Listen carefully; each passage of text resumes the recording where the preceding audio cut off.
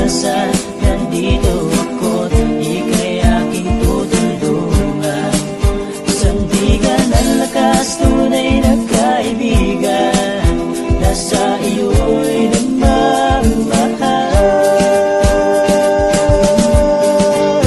Yan ang tapat mo salita, lagi mong ginagawa mula noon hanggang ngayon.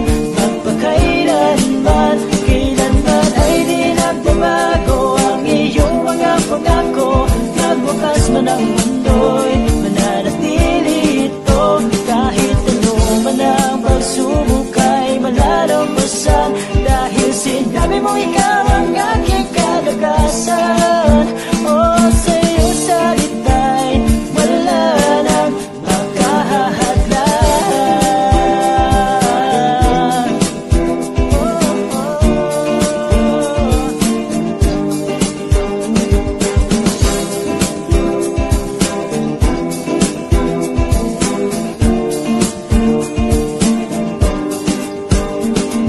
Ito ay sinabi mo rin na kahit ako'y nagkakasala, ako'y iyong patatawarin at itatama sa maling nagawa. Walang makakapigil sa aking damdamin na ipapadama lagi sa'yo. Kahirapan man, tabako, kamatayan, walang makapag-iwalay sa pag-ibig ko sa'yo. Yan ang tapat mong salita, lagi mong ginagawa mula noon hanggang ngayon. Magpakailanman, kailanman ay di nagbabago ang iyong mga pangako. Magbukas man ang mundo'y mananatili ito. Kahit ano man ang pagsubok ay malalampasan, dahil sinabi mo ikaw ang aking kalakasan. Sa iyong salita'y wala nang makahahadlang. Oh, oh,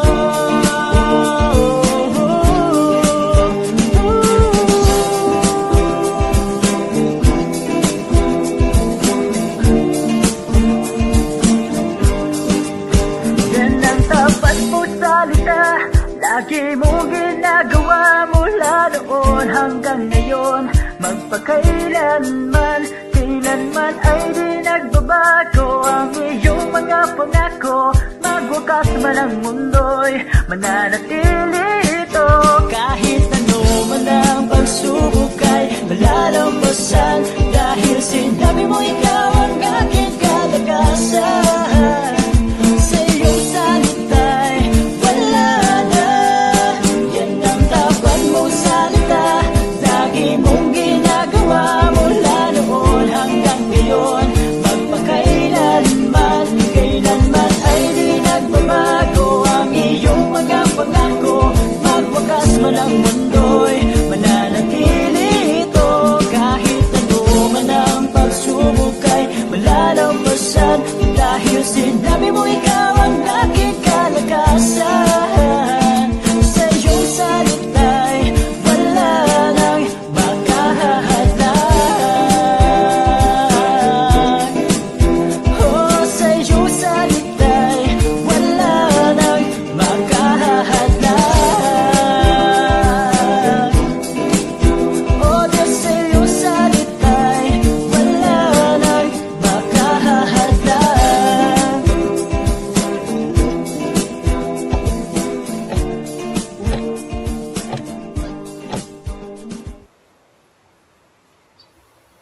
Isang mapagpalang umaga po sa ating lahat. Welcome po sa ating 27th day of our journey in the Word. Ayan po, magandang umaga sa lahat. Maaari na po kayong bumate sa ating comment section. And bago po natin ilabas, habang inilalabas ng ating media team yung ating presentation, maraming salamat. Shout out kay Jeff Corporal sa ating pong media ngayong araw. And kasama nito, yung ating pong mga manonood sa ating pong mga pastors, na meron tayo from Acts Batangas po kay Pastora Arlene Magaraw, kay Pastora Rose Acorda from Acts Cagayan. Marami pong salamat sa pag-tune in kay Ate Len, Aha, kay Sir Bong. Ayan, sa mga manonood online, kay Tatay Tony. Ayan, magandang umaga, isang mapagpalang umaga po sa bawat isa. Ayan, and bago po natin makita yung ating presentation ngayong umaga, tayo po munang yumuko at manalangin. Panginoong Jesus, salamat po sa ika-27th day ng aming pong paglalakbay sa iyong salita. Patuloy mo pong buksan ang aming puso't isipan sa pagtanggap, sa pagdinig, Panginoon, ng iyong ituturo sa iyo pong pagtatama. Dalangin namin, Panginoon, na matanggap ito hindi ayon sa aming kagustuhan, kundi ayon sa iyong kalooban, Panginoon. Salamat po, Ama, and I rebuke all the works of the enemy this morning. Sa mga manonood online, hindi mapuputulan ng internet, hindi magkakaroon ng anumang issues, Panginoon, online, even with our devices na ginagamit. Marami pong salamat, hindi mapuputol, Panginoon, sapagkat ang iyong salita ay lubos na makapangyarihan kesa sa gawa ng kaaway. Marami pong salamat, itinataas ka namin sa pangalan ni Jesus. Amen. Ayan. Once again po, ayan, if okay na po yung ating presentation dyan po sa inyong screen, makikita nyo po, ito ay tinatawag nating write it right. Dapat tama po yung ating mga isusulat or itatype sa ating pong comment section. Ayan, good morning po, Pastor Chris Parungaw from Acts Pulilan, Bulacan. This will be our mechanics this morning. You just simply type good morning, hashtag highlights, and type the title of the sermon that we have today. And number 3, list down the 7 points from part 1 and part 2 of our journey. Huwag po kayong mag-alala, huwag niyo po akong iwan dito sa ating part 2 dahil magre-recap din naman po tayo nung part 1 na ating pinag-usapan nung day 8. Ayan po. And sa tulong ni Jeff Corporal sa ating pong media team, ipipin niya po sa comment section down below yung ating pong mechanics, at the same time, yung link po nung day 8. Yun po ang ating part 1 ng ating patuloy na pinag-uusapan ngayong umaga. And aside from that, we encourage everybody po na nanonood online na magkaroon tayo ng time para ma-replay lahat ng ating mga napag-aralan kasama ang iba't iba nating mga tagapagsalita. Dahil naniniwala po ako, personal experience, those videos are worth replaying, watching for. Ayan po. And lastly, all you need to do is to add below, hashtag I was corrected but I stayed. Ayan, marami pong salamat. Tayo na pong magsimula sa ating pong pag-aaral ng salita ng Panginoon. As I have said kanina, tayo po ay magkaroon ng quick recap kung ano bang meron nung part 1. Huwag po kayo mag-alala, hindi ako lumayo. Same title po ang ating pag-aaralan. Correct me if I'm wrong. Part 2. Ayan po. Sa part 1, pinag-usapan po natin ang 3 bagay pagdating sa usaping correction o pagtatama. Una, correction takes courage. Kailangan po ng tapang kapag tayo ay may makakausap para itama sa lahat ng mga pagkakamali na meron sila. Not to condemn them, but to show them how we love them through our corrections. And maging tayo, wag po kayong mag-alala bago po tayo makapagsalita sa part 2 mula nung part 1, tinuturuan na din po tayo ng Panginoon. Pangalawang bagay po, correction is painful. Opo, masakit ang katotohanan, masakit ang pagtatama, pero kung walang sakit, walang pagkatuto. Amen po. And pangatlong bagay po nung part 1, correction requires attention. Opo, kung pagtutuunan natin ng panahon, kung pagtutuunan natin ng oras, Katulad po ng panunood natin ng replay sa mga videos ng ating journey in the Word, mas matututunan natin at mas matutukan natin ang pagtatama at pagtuturo ng Panginoon through our different speakers from our daughter churches. Ayan po. Ayan, marami pong salamat. Yes. Ayan, shoutout po sa inyong lahat. Pero ngayong umaga, tayo na pong dumako sa ating pong pag-aaralan ngayong umaga. Ayan, sige Jeff. Kindly, ayan. Next slide po. This will be our part 2. Next slide po. Ayan, sabi dito, ayan, meron tayong text na 2 Timothy 3, chapter 3, 10 to 17. Atin pong pagnilay-nilayan ang buong paksa natin na makikita natin sa salita ng Diyos. Pero alam niyo po, I was just reminded nung nagtuturo ang Pastora Hasmin nung linggo, yung linggo lang po yun, and nabanggit niya yung patungkol po sa correction, sa pagtatama. This is really out of love po. Mahal mo yung isang tao, kaya may pakialam ka sa kanya. You really do care to correct them. Kasi hindi po tayo maglalaan ng oras sa tao na ito kung hindi po natin sila mahal. Tama po. And in addition to that, sabi po ng Pastora Asmin, talagang tinanong po natin siya dun sa exact word na sinabi niya, sabi doon, give them the right to be heard so you can gain the right to speak. Tama naman po yun, no? And that's a relationship. Tama po. Regardless kung anong relasyon ang meron tayo sa tao, pero kung, 'di ba, kung friendship man kayo, asawa mo man po, boyfriend mo man, girlfriend mo man, kahit anong relasyon ang meron ka sa tao, pero once you spend time listening to them, mas mauunawaan natin yung sitwasyon nila. There is a time to speak and there is a time to listen. Tama po. Sobrang blessed po ako dun sa part na sinabi ni Pastora Hasmin nung linggo lang po iyon.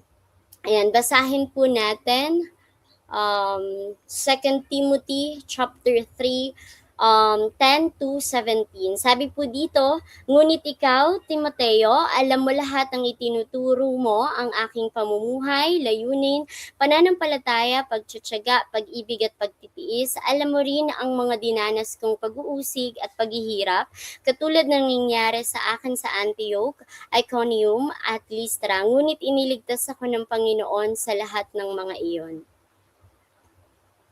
Ang totoo, lahat ng nagnanais mamuhay ng matuwid bilang tagasunod ni Kristo Jesus ay daranas ng pag-uusig. Ang masasama at manlilinlang na may lalo pang sasama at patuloy na manlilinlang, maging sila mismo'y malilinlang. Ngunit ikaw, magpatuloy ka sa mga bagay na natutunan mo at pinananaligan. Dahil alam mo kung kanino mo ito natutunan, mula pa sa pagkabata, alam mo na ang banal na kasulatan na nakapagbibigay sa iyo ng karunungan tungo sa kaligtasan sa pamamagitan ng pananampalataya kay Kristo Jesus. Sabayan niyo po ako sa lahat po ng mga nasa tahanan. Ayan, sa kanilang tahanan, opisina, habang hindi pa po kayo nagsisimula sa inyong mga trabaho, sabayan niyo po ako. Lahat ng kasulatan ay isinulat sa pamamagitan ng kapangyarihan ng Diyos at mapapakinabangan sa pagtuturo ng katotohanan, pagsasaway, pagtutuwid at pagsasanay sa matuwid na pamumuhay para maging handa sa lahat ng mabuting gawa ang naglilingkod sa Diyos. Short context lang po about dito po sa ating binasa. Hindi po tayo lalayo. Patungkol pa rin po ito kay Apostle Pablo at sa kanya pong mentee, sa kanyang disciple na si Timothy. For all we know, disciple ni Apostle Pablo si Timoteo. Yes, and aside from that po, co-laborer po siya in God's vineyard, sa ubasan, di ba po? Sa panambahan, I could say, sa ating pong panambahan, meron tayong mga tinatawag na leaders and pastors. And katulad po ng nabanggit ng ating Pastora Hasmin po, that is a relationship. Tama po? Ang Apostle Pablo at Timoteo ay mag-disciple, and that is called relationship. Diba? Hindi lang po yun. I was just reminded po, no, nung ang daming pinagdaanan ng isang Apostle Pablo, magmula nung nagtayo siya ng simbahan sa Macedonia, sa Ephesus, sa Corinto, ang dami niyang pinangaral na salita sa mga tao, ang daming mga nakakilala through his life. Ganun din po sa ating panahon ngayon. Posibleng ikaw po na nanonood online, posibleng ikaw si Apostle Pablo ngayon, o maaaring ikaw din po, tayo po, si Timoteo ngayon. Sige po, muli nating himay-himayin ang salita ng Panginoon. And speaking of relationship, madaling mapakinggan ng isang tao kung nauunawaan mo ang mga sinasabi niya, mga suliranin niya, mga problema niya, just like our relationship with God. Sometimes, we wonder po ba, bakit sadyang napakasakit ng salita ng Panginoon? Bakit may pagtatama? Bakit may pagtutuwid, may pagsasaway? Diba po?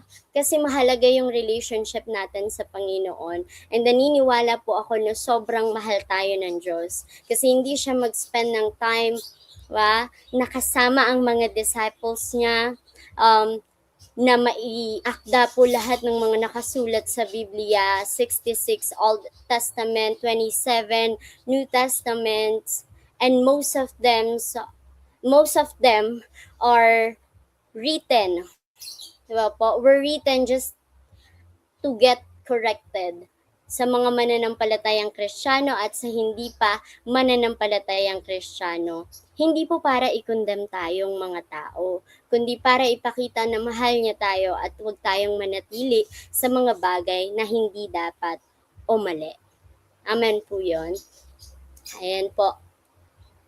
Alam niyo po, bilang isang mananampalataya, isang guro sa Sunday school, diba po, isang anak, isang kapatid, I was just reminded na kapag magulat tayo isang araw, maging kayo po sa mga nanonood online, magulat tayo isang araw, hindi na tayo na pinapansin, hinahayaan na lang tayo, gumawa man tayo ng mali, hindi na tayo i-correct, hindi na tayo itutuwid, malungkot po tayo. Malungkot tayo kasi baka napagod na silang i-correct tayo. Kaya ngayong umaga po, sa biyaya ng Panginoon, kung nakikinig po tayo ngayong umaga, maging ako po na inyong tagapagsalita, tanggapin natin ang pagtuturo at pagtatama ng Panginoon. Huwag nating antayin na hindi na tayo makarinig ng anumang salita mula sa kanila. Amen po. Patuloy din po nating mahalin at isama sa panalangin yung ating mga leaders and pastors din po natin. Ayan. And alam niyo po ba, sa pag-aaral natin ng salita ng Panginoon, si Timoteo at si Apostle Pablo, approximately, I did my research po, no, na 15 to 20 years of training, spiritual training, long hands-on spiritual training between Paul and Timothy ang nangyari. And I was just wondering, 15 to 20 years, napakatagal po, no? Nagsimula ang Timothy ng teenager. Pero po, kung tayo po kaya yun, no? Baka nagreklamo na po tayo, baka nasaktan na tayo, nahirapan na tayo. But first, sumuko na. And I believe ngayong umaga po, ang taong nakikinig na bukas ang puso, na marunong tumanggap ng pagtatama, hindi marunong sumuko. At wala po sa vocabulary natin yan. Amen po. And sabi doon, nung nag-research po ako, no explicit verse that Timothy had complained with the long hands of training. No explicit verse po na nag-complain ang Timoteo kay Apostle Pablo na ano ba yan? bakit na naman ganito? Bakit na naman may personal na bilin sa akin si Apostle Pablo? Bakit ako na lang palagi? Hindi po yon nasasaad sa Biblia. Opo, ang isang Timoteo sa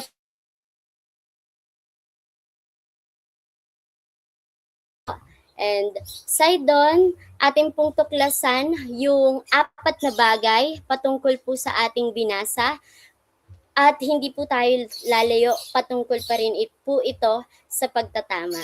Unang bagay po, correction leads us to purpose.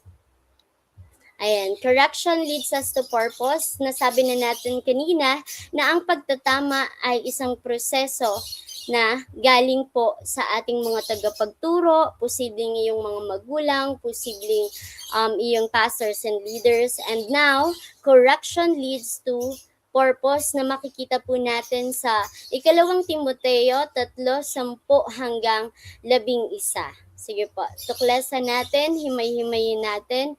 Bakit po natin nasabi na ang pagtatama ay magtutungo sa atin sa ating layunin? Ano po ba ang layunin? 'Di ba? It helps us to know what to ignore.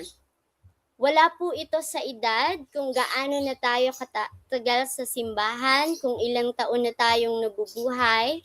Ayan. And sabi po dito, it helps us to know what to ignore, to know what to do, and to know yung mga bagay na hindi natin dapat gawin. And also, ang layunin daw po ay it establish our steps. Hindi lahat alam na natin. Amen po. As a 16-year-old lady, ayan, working in God's Vineyard, ako po iyon, as 16-year-old sa pananampalataya sa Panginoon, hindi po lahat alam ko na.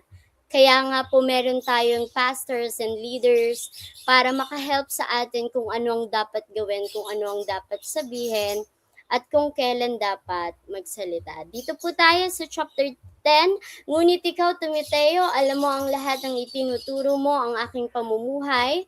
Ang lahat ng mga natutunan po ng Timoteo ay nagmula kay Apostle Pablo. Ano po, hindi po siya nung pinanganak alam niya na lahat. Ganon din po sa ating buhay Kristiyano. Hindi lahat alam na natin. Pagpasok ko po sa simbahan, hindi ko din alam kung ano ang dapat gawin. Diba po? Dahil namulat tayo sa isang relihiyon na malayong malayo sa itinuturo ng Biblia na I was just 13 years old po nung nakakilala sa Panginoon, and culture shock po talaga yung naranasan ko.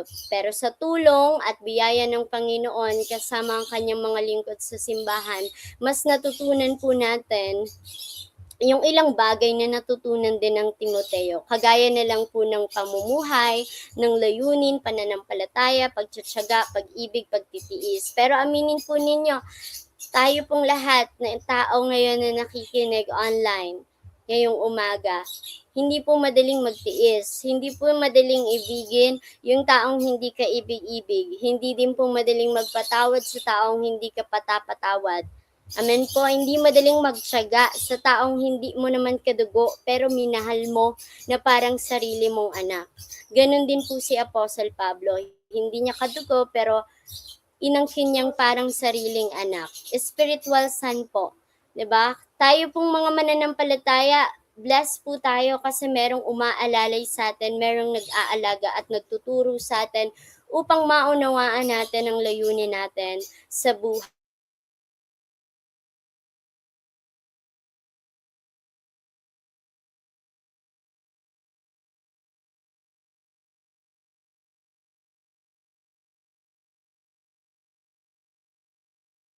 Tips alam ko po lahat sa atin gumamit na ng Waze or Google Maps, di ba po? Tapos pag sinearch natin yung destination natin, maaari nating marinig na kumaliwa, kumanan. Diba? Sa loob ng 3 minuto, darating ka sa iyong destinasyon. Nawa po ganun ang maunawaan natin sa ating pamumuhay bilang isang Kristiyano. Pag sinabi po natin Kristiyano, naniniwala kay Yesu Kristo, tumanggap sa Kanya bilang Diyos at nananampalataya ho sa Kanya. Pero napakahirap, or I could say challenging po kapag ikaw po mismo nagtuturo, 'di ba po? At dapat ito talaga yung tamang daan, pero ang ending, yung tinuturuan natin, mali yung direction na tinatahak. Amen po. Challenging, but at the same time, God is willing to help us every time. Amen po. Dire-diretso lang, 'di ba? Huwag tayong lilingon sa likod katulad ng asawa ni Lot. Opo, huwag tayong lumingon sa likod. Huwag na nating balikan ang nakaraan. And it keeps our track, 'di ba? In alignment to God. Amen po. Hindi yung kumanan, tapos kumaliwa ulit, nangaliwa. Pero it's just a joke po. Pero ang katotohanan in reality, di ba po, I believe tayo pong mga nakikinig ngayon na tumatanggap ng pagtatama, we keep the right track with the Lord. Diba? Salamat po sa Panginoon at sa biyaya niya. Buksan din po natin sa Proverbs 10:17. Sabi po dito, accept correction and you will find life. Sa mga tao po na nakikinig ngayon, kung gusto niyo po ng buhay na may layunin, tanggapin po natin yung pagtatama ng Panginoon. Kasi ang kabaliktaran po nito, kapag hindi ho natin tinanggap ang pagtatama ng Panginoon, maliligaw ho tayo. Hindi na natin alam kung saan patungo ang buhay natin. Kapag hindi natin alam kung saan tayo patungo, masyadong malabo. Amen po, malabo sa katotohanan. Kaya pangalawang bagay po ang itinuturo sa atin ngayong umaga, correction gives us clarity. Very certain, malinaw. Amen po, buksan natin ang 2 Timothy 2:12-13 po. Ang totoo, lahat ng nagnanais mamuhay ng matuwid bilang tagasunod ni Kristo Jesus ay daranas ng pag-uusig, ang masasama at manlilinlang na may lalo pang sasama at patuloy na manlilinlang, maging sila mismo ay malilinlang. Malinaw ho na sinasabi ng Apostle Pablo, di ba po, at itinuro kay Timoteo na ang totoo, lahat ng nagnanais na mamuhay ng matuwid bilang tagasunod ni Kristo ay daranas ng pag-uusig. Malinaw po na sinabi yon. Bakit? There are times in our lives, and I believe wala po sa ating ganon, na kapag tayo po ay nakaranas ng problema, madalas nating sabihin na, Lord, bakit naman ganito, Lord? O sinisisi ang Panginoon ng ibang taong hindi malalim ang relasyon sa Panginoon. Mas sinisisi sa Kanya bawat problemang naranasan. Bakit po? Malinaw po na sinasaad sa Biblia na kapag tayo po ay nagnanais tumanggap sa Panginoon, nanampalataya sa Panginoon, siya ang nag-iisang Diyos na buhay ng ating buhay, malinaw po na may pag-uusig. Opo.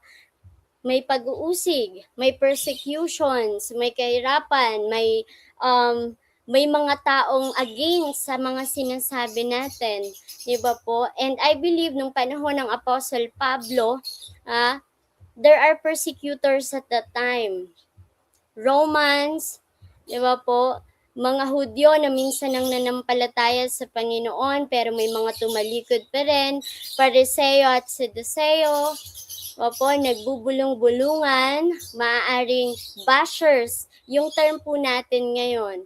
Di ba po? Maraming bashers yung naglipa na sa mundo. Pero naniniwala po ako kung nananatili tayo sa pagtutuwid at pagtatama ng Panginoon, tutulungan niya po tayo sa lahat ng mga pag-uusig na nararanasan natin. And sabi po doon, ang masama at Ang masama at manlilinlang na may lalo pang sasama at patuloy na manlilinlang. Maging sila mismo'y malilinlang. Maging sila mismo po'y malilinlang. Sino po bang tinutukoy dito? Those are the false teachers and the false teachings, diba? Wala naman po sanang false teachings kung walang tatayong false teacher. Diba po? And I realize po, bukod dun sa bagay na yon, ito na po kasi yung pinaniniwalaan nila. Kapag may gusto ka pong bagay na gusto mong paniwalaan at gusto mong tayuan, sarado na po ang isip natin, diba, na tumanggap po ng pagtatama ng Panginoon at ng mga taong nakatatanda sa atin o nakababata sa atin na alam ang katotohanan. Amen po. I was just blessed nung nanonood ako, naka-tune in po ako kay kay Sister Grace Gutierrez po ng Acts SGCF. Nabanggit niya po doon yung about sa mga Berean people. The Berean people po are really open-minded. Ganun din po yung hamon sa atin ngayong umaga. Susugan po natin ang kaniyang sinabi. Kapag tatanggap po tayo ng pagtatama, dapat open-minded tayo. Hindi sarado yung isip natin sa katotohanan at pagtutuwid ng Panginoon. And meron pong nauusong kanta ngayon sa mga kabataan. This is a contemporary song and alam ko pong ilan sa atin ay familiar sa song na to. Sa tuwing tayo po ay nakakaranas ng pag-uusig, ng unos, ng problema, circumstances sa buhay natin, maaari po natin itong kantahin, lalo na kapag binasa po natin yung lyrics na to. Habang binabasa ko po siya at pinapakinggan kanina, feeling ko po si Lord ang nagsasabi sa atin. Kasi sabi po ng kanta, hayaan niyo pong kantahin ko, konti lang po ito. Tahanan mo ako, di magbabago yun. Actually po, kinat ko Sabi po dun sa original song, tahanan mo ako, di magbabago yun. Kapag ika'y nawawala, tingin ka lang sa aking mata. Alam niyo po, hindi yun literal na tingin tayo sa mata ng Panginoon. Figuratively speaking, manatili tayo sa Panginoon. Tanawin natin, tignan natin ang Panginoon. Kasi sabi pa dun sa lyrics, pagmamahal sa'yo, di mauubos yon. Lalabanan ko lahat para sa'yo. Pwede ko naman po palang tulain. Ayun, basta't nandito lang ako sa tabi mo. God said that sa kanyang salita. If I'm not mistaken po, correct me if I'm wrong, Hebrews 13:5, I will never leave you nor forsake you. Hindi tayo iiwan ng Panginoon. Amen po. And the Word of God shows what is wrong in our lives, even when we are right. Opo, totoo po yun. Akala natin okay na? Akala po natin tama na? Sige po, tignan natin sa next slide. Meron po tayong kilalang isang mayamang tao na matatagpuan natin sa Matthew 19:16-22, pero kinuha po natin yung chapter 20-22. Sabi po dito, the young man said to him, I have wholeheartedly obeyed all these laws. What do I still lack? Jesus said to him, if you wish to be perfect, go sell your possessions and give the money to the poor, and you will have treasure in heaven. Then come, follow me. But when the young man heard this, he went away sorrowful, for he was very rich. Pero in Hebrew words po, ang term po na ginamit, he walked away angry. Ano pong gusto nating sabihin? Totoo po that the word of God or the correction of God gives us clarity, malinaw. Nagiging malabo lang naman po ang pagtatama ng Panginoon ng salita ng Panginoon kung ayaw nating tanggapin. Amen po. Mayaman na yung tao na to, maaring nasa kanya na ang lahat. Daniel yarn, nasa kanya na ang lahat, mapera na po siya, sinusunod niya naman po yung law of Moses. Pero Sabi po ng Panginoon kasi, ibenta mo lahat ng ari-arian mo at ibigay mo yung pera sa mga mahihirap po. Diba? Importante po ang pera nowadays in reality. Pero ang katotohanan po, we should invest in heaven. Opo, yung ating mga possessions, yung ating mga investment, dapat sa heaven tayo nag-invest. Paano po? Invest in prayer life. Invest in our word life. Sa pagbabasa po natin ng salita ng Panginoon. And hindi po pagliban sa pagdalo ng mga gawain sa ating pong panambahan. Kung ikaw po na nanonood online at wala pa pong local church or panambahan po, linawin po natin na maaaring ang relihiyon talaga. Sigurado po tayong hindi tayo maliligtas ng kahit anumang relihiyon sa mundo. Ang tanging makapagliligtas lamang po sa atin, hindi po yung pera at ari-arian ng isang mayamang tao na nakasulat sa Biblia. Ang tanging makapagliligtas po sa atin ay pananampalataya kay Hesus Kristo. We're not just talking about the religion po na makapagsisave sa atin, kundi yung pananampalataya or faith natin sa Panginoong Jesus. Amen po. Naniniwala po ba tayo doon? Kasi naniniwala po ako doon personally. God will expose our hearts kapag mali po yung ating motibo. Amen po. Madaling sabihin sumunod. May mga times na madali namang sumunod, depende sa inuutos. Pero paano kapag tinama na po ng Panginoon yung puso natin na dapat ganito? Akala mo okay ka pa, akala mo tama pa, pero hindi na pala. Napakahirap pong isurrender, no? Bilang isang mayaman na nakasulat dito, ang hirap isurrender ng pera niya. Kaya nga siya nalungkot eh. Kaya nga po siya nagalit. He walked away angry in Hebrews. Pero tayong mananampalataya po, no room for pride. Dapat hindi po tayo magmalaki sa Panginoon dahil wala naman po talaga tayong ipagmamalaki. Amen po. Lay down to God everything. At patuloy po tayong sumunod sa Panginoon. Isang malaking hamon po iyon at isang malaking hakbang ang pagsunod sa Panginoon habang tinatama niya po tayo ngayong umaga. Dagdagan pa po natin at susugan ng salita ng Panginoon sa 2 Timothy chapter 3 verse 16 po. Ang ating pong version na ginamit ay New Century Version. Sabi dito, all scripture is inspired by God and it is useful for teaching, for showing people what is wrong in their lives. Katulad po ng ating tekstong nabasa sa Matthew kanina. Pinapakita ng Panginoon yung mga mali nating ginagawa, hindi para ipahiya tayo, kundi para itama tayo at para ipakitang mahal niya tayo. Amen po, for correcting faults and for teaching how to live right. Naniniwala po ako lahat po ng tao na narito ngayong umaga online, tayo po ay nagkakamali. Tayo po ay natitison. Tayo po ay nagkakasala. Ngunit sa biyaya ng Panginoon, tinatama niya po tayo ngayong umaga to live right before God. Amen po. Pangatlo po, correction shows us the truth, ang katotohanan. And sabi po sa 2 Timothy chapter 3:14 to 15, ngunit ikaw magpapatuloy ka sa mga bagay na natutunan mo at pananaligan dahil alam mo kung kanino mo ito natutunan. Mula pa sa pagkabata, alam mo na ang banal na kasulatan na nakapagbibigay sa iyo ng karunungan tungo sa kaligtasan sa pamamagitan ng pananampalataya kay Kristo Jesus.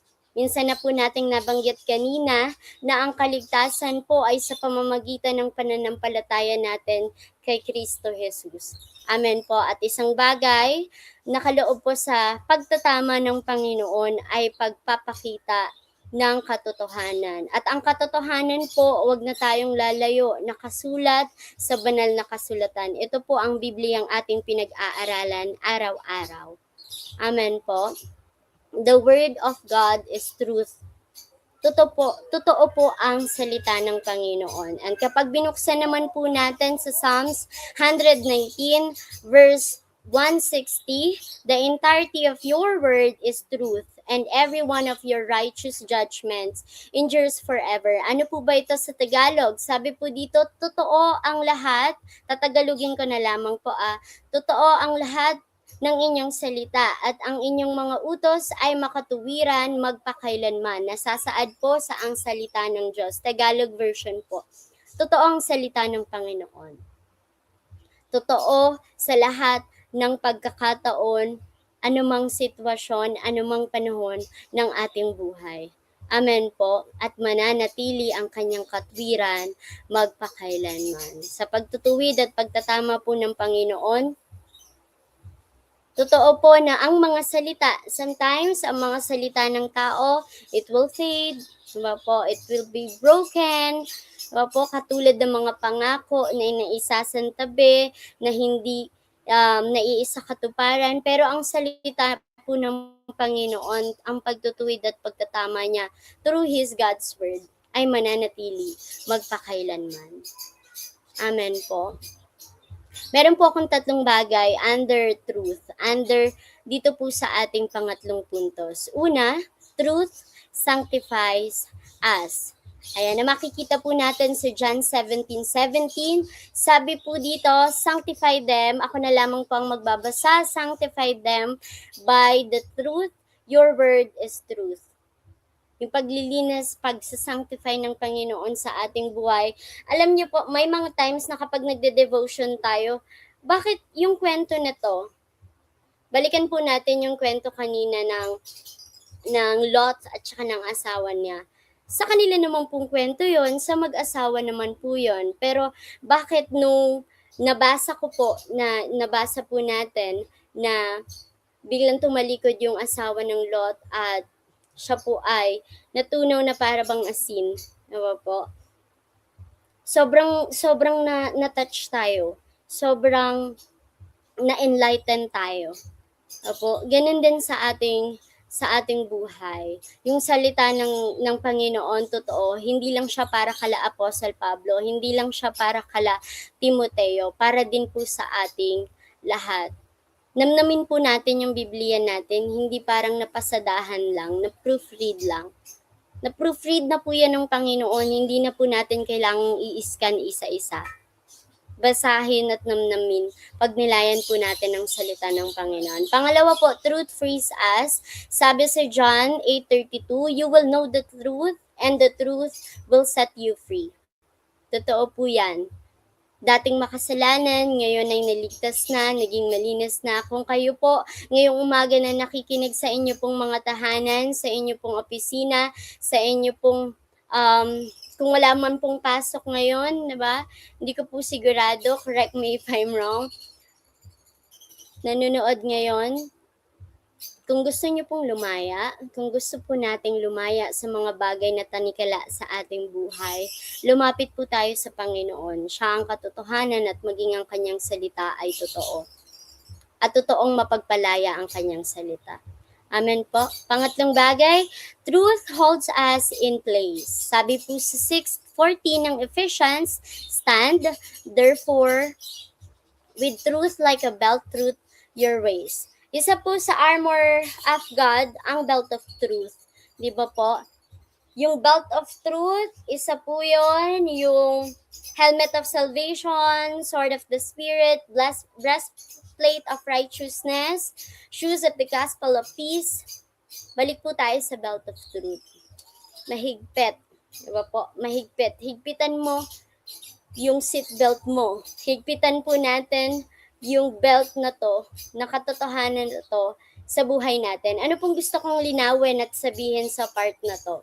Ang salita po ng Panginoon ay totoo, tapat, at hindi po sinungaling ang Diyos. Kapag nanatili po tayo sa katotohanan na binibigay ng Panginoon sa kanyang mga salita, hindi po tayo mapapahamak. Katulad na lamang po ng isang driver or ng passenger princess, na kapag naka-seatbelt ka po, ako po nakorek po ako sa bagay na yun. Hindi po ako mahilig mag-seatbelt kasi parang ang sakit sa balikat, parang ang init po sa pakiramdam, pero nakorek ako ng Panginoon doon. Ngayong umaga lalo na po. Manatili po tayo sa katotohanan na binibigay ng Panginoon for your safety. Safe ka pag nasa Panginoon ka. Amen po. Ayan. Pang-apat po at panghuli sa ating pong pang-pitong puntos na po, kung maisasama natin yung tatlong puntos natin ng part 1 ng Correct Me If I'm Wrong. Sabi po dito, correction trains us for righteousness. Sabi po sa 2 Timothy 3:16-17, sa ating pong New English Translation, every scripture is inspired by God and useful for teaching, for reproof, for correction, and for training in righteousness, that the person dedicated to God may be capable and equipped to every good work. Alam niyo po, blessed tayo kasi may 40 days journey. Nasa 27th day na po tayo. Pero lahat po ng mga nangangaral dito, I believe, lalo na sa mga pastors natin and leaders natin, they spend time talking to the Lord. They spend time searching, diba po, asking our leaders po para makapag-come up sa isang sermon, sa isa pong outline para maituro sa bawat isa. Pero ngayong umaga po, sa pagtatama ng Panginoon, ito na po yung training ground natin. Training ground natin para maging righteous. Ano po ba yung righteous? Tinagalog po natin, sabi dito, lahat ng kasulatan ay isinusulat sa pamamagitan ng kapangyarihan ng Diyos at mapapakinabangan sa pagtuturo ng katotohanan, pagsasaway, pagtutuwid. Ang isang taong matuwid po ay mula noon hanggang ngayon. Salamat sa lyrics po ni Rex, no, sa kanta niya. Ayan, mula noon hanggang ngayon, ang taong matuwid ay patuloy na bukas ang puso sa pagtatama. Amen po. Dahil hindi magiging tama ang isang mali, hindi magiging matuwid ang isang baluktot. Ganon din po sa buhay mananampalataya natin. Hindi po tayo magiging matuwid, hindi po natin maitatama ang dapat itama kung hindi po bukas ang ating tenga at ang puso sa salita ng Panginoon. And kapag sinabi po natin righteousness means life that has God's approval. Approve kay God. Maaring disapprove sa mga tao. Magmula po nung mananampalataya tayo, mas maraming bashers.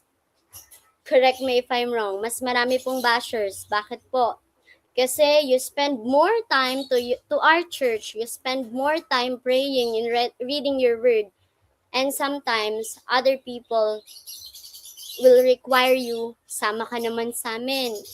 Diba po? Miss ka na namin. Palagi ka na lang dyan. Banal ka na. Tanggapin po natin, pero wag tayong mag-dwell doon. Wag tayong mag-dwell sa mga negative na binabato sa atin. Hindi nga tayo approved sa mundo, pero approved naman tayo kay God. Yun po ang mas makapangyarihan. There are 3 things po under training, dahil nasa training ground na tayo. Una po, training prepares us for our assignment. Ano po ba yung task natin? Ano po ba yung task to do natin na dapat i-comply natin bilang isang mananampalataya? Naturuan na tayo ng Pastora Nenet, nabuksan yung Biblia natin, magkaroon tayo ng memory verse. Di ba po? Madalas notes natin, take down notes tayo, ano bang verse yung nasabi, ano po yung mga salitang tumatak sa atin, rumema sa atin, yun po ang term natin, rumema po sa atin. Ayan, pangalawa po, training shapes us for the task God has for us. Hinuhubog po tayo ng Panginoon. Hindi ayon sa kaparaanan nating mga tao, kundi ayon sa kalooban ng Panginoon. Malinaw po, no? Ayon sa kalooban ng Panginoon. Maaring hindi natin maintindihan yung sitwasyon natin ngayon if it doesn't make sense at all. May mga pagkakataon po na itong tagapagsalita nyo napapasabing, Lord, it doesn't make sense. Diba po? pero ipaliwanag mo po sa akin because I believe correction gives clarity. And ganun din po sa ating pamumuhay ngayon sa mga nanonood. If you're under training, ito pong mga pagbabasa natin, blessed tayo, privilege po to na malaman yung salita ng Panginoon through our speakers every day. Minumold po tayo ng Panginoon. Hinuhubog niya tayo sa paraang alam niya at sa tama.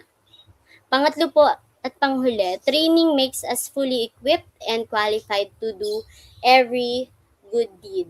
Nabanggit po yan sa verse natin ng chapter 16, ng chapter 3, verse 16 and 17. Diba po? Sabi doon, so that the man of God may be complete and equipped for every good work.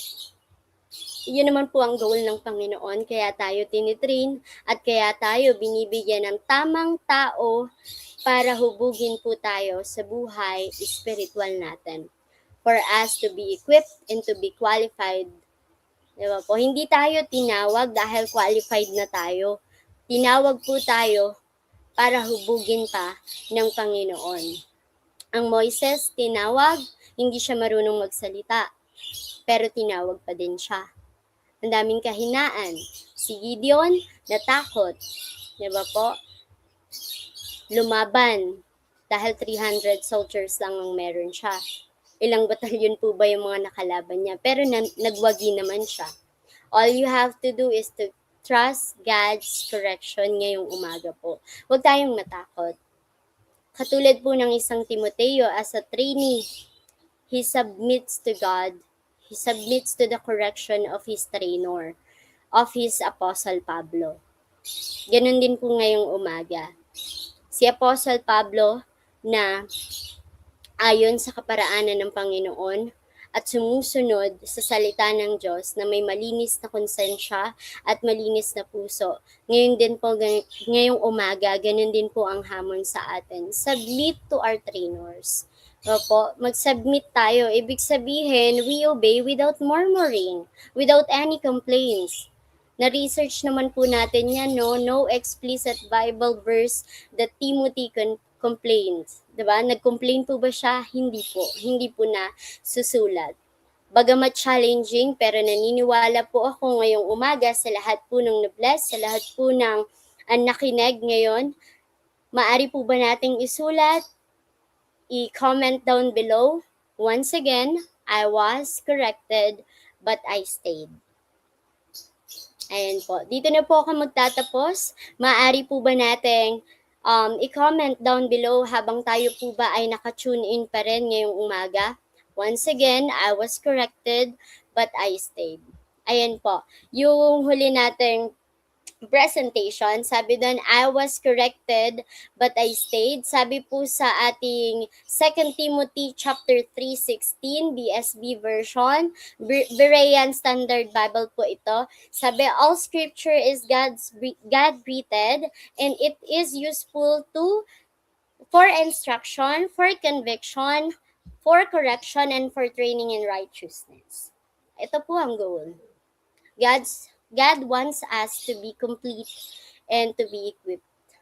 Diba po, sa lahat ng pagkakataon, sa anumang sitwasyon, huwag tayong sumuko sa Panginoon. Huwag nating sukuan ng Panginoon dahil siya hindi niya tayo sinukuan. And yung pagtuturo po na tinanggap ng Timoteo is a part of his growth. Ganun din po tayo ngayong umaga. Kasama po ng pagtatama, pagtutuwid o pagkokorek ng Panginoon, ang katumbas po nito, bandang huli, tayo po ay lalago bilang isang mananampalataya. Maraming pong salamat. And going back po sa ating song kanina na Tahanan by Almano, meron po silang sinulat sa bridge part na yon na kakantahin pa. Sabi po, aaminin sa'yo ang daming beses ng muntikang sumuko. Ngunit nakayanan ko pagkat walang hanggan ang pag-ibig niya. Walang hanggan po ang pag-ibig ng Diyos. Amen po. It lasts forever. Kung tayo po, yung tao na to na minsan na at umaamin na, alam niyo po ang pag-amin, it shows humility. It shows humility sa ating buhay. Nagpapakita ng pagpapakumbaba ang pag-amin na maraming beses na rin pala tayong muntikang sumuko. Ngunit nakayanan natin sa biyaya at pagmamahal ng Panginoon. Bago ko po kayo iwan at bago po tayo magtapos sa panalangin, gusto ko pong maunawaan ninyo na wala ho sa vocabulary ng taong marunong tumanggap ng pagtatama ang pagsuko. Normal mapagod, pero hindi normal ang sumuko. Lalo na kapag narinig mo na ang katotohanan na nanggaling sa Panginoon.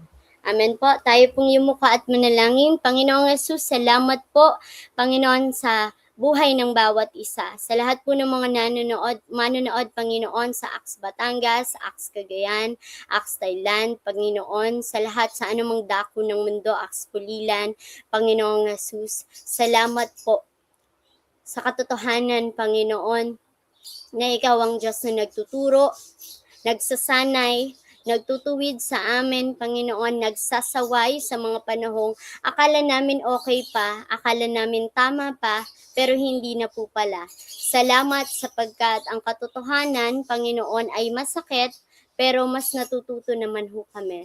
Marami pong salamat sa pagdidisiplina ayon sa iyong kalooban.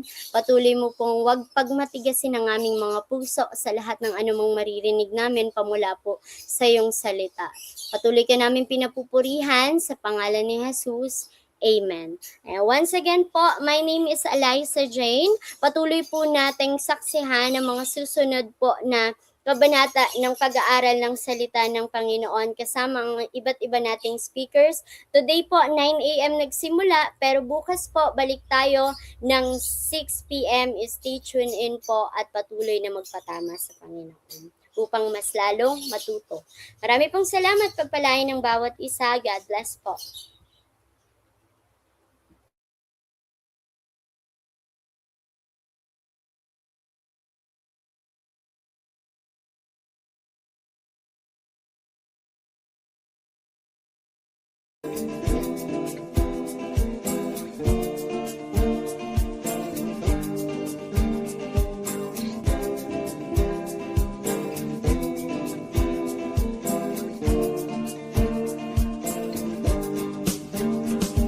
Sinabi mo sa iyong salita'y di kita pababayaan.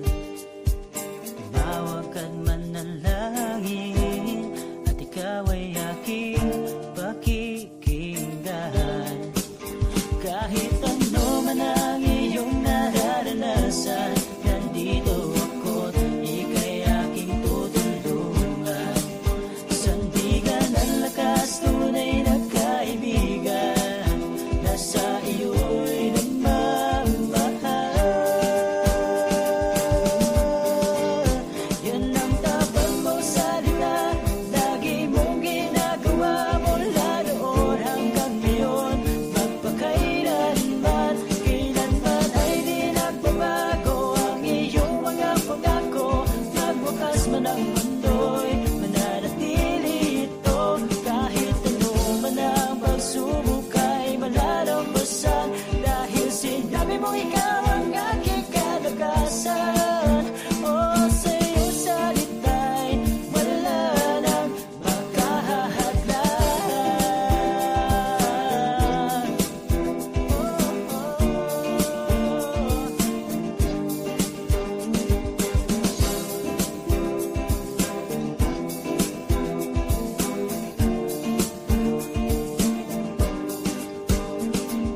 Ito ay sinabi mo rin na kahit ako'y nagkakasala, ako'y iyong patatawarin at itatama sa maling nagawa.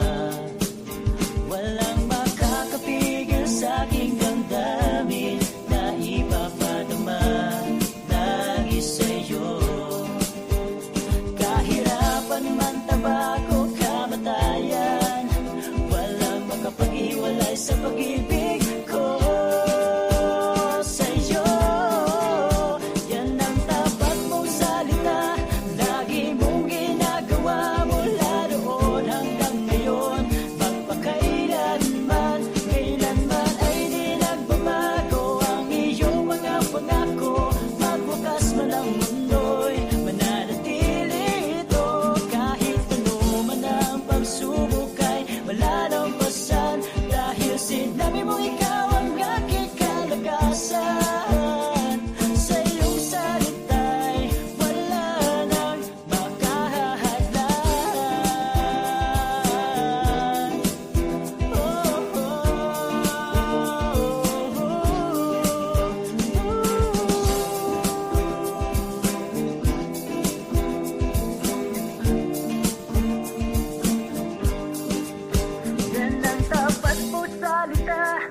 lagi mo ginagawa mula noon hanggang ngayon.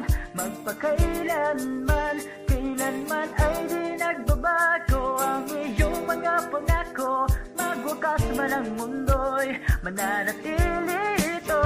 Kahit ano man ang pagsubok ay malalampasan, dahil sinabi mo ikaw ang aking kalakasan. Sa iyong salita'y wala na, yan ang tapat mong salita. Lagi mong ginagawa mula noon hanggang ngayon. Magpakailanman, kailanman ay di nagbabago ang iyong mga pangako. Magwakas man ang mundo'y mananatili ito. Kahit ano man ang pagsubok ay malalampasan, dahil sinabi